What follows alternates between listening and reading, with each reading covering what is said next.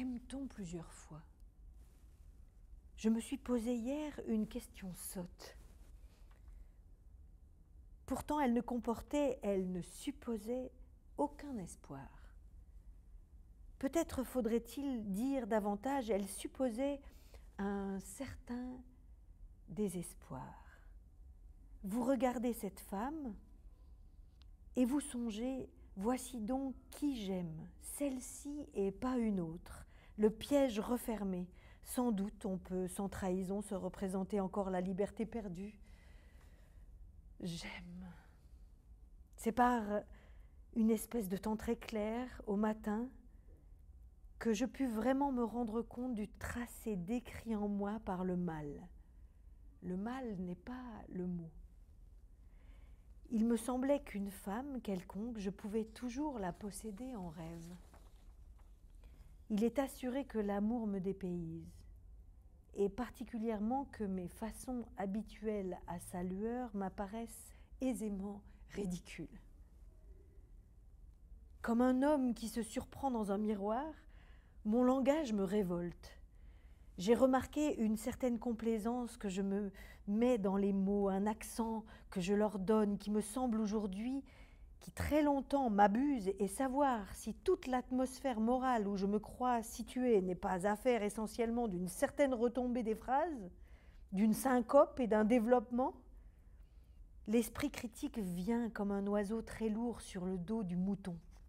Ceci est une phrase commencée en comptant des cailloux dans un petit chemin où j'aime aller depuis quelques jours.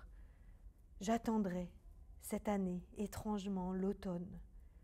Le troisième terme, ceci est pour moi. Attendre. L'horreur que c'est, un soir, d'attendre qui l'on aime. Mais dans la vie, attendre et l'amour.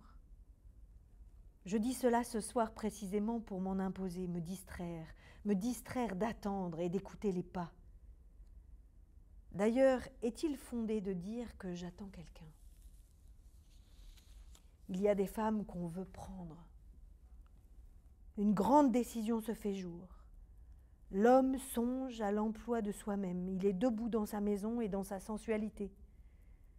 J'avais toujours connu ce goût ardent de la rapine, ces façons de pillard et les gestes brutaux qu'elle suppose, cette chaleur soudaine n'a rien de commun avec le trouble dont j'ai fait maintenant l'expérience.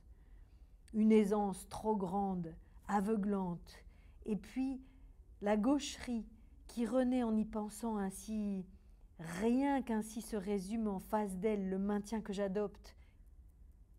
Et ce n'est que plus tard que je retrouve en moi de bizarres dessins qui semblent s'élever de la profondeur, un filigrane nouveau que je me découvre. J'ai traversé une longue période comme la mer. Je vivais dans ma forêt, pensant à autre chose, usant un temps plus amer que les noix.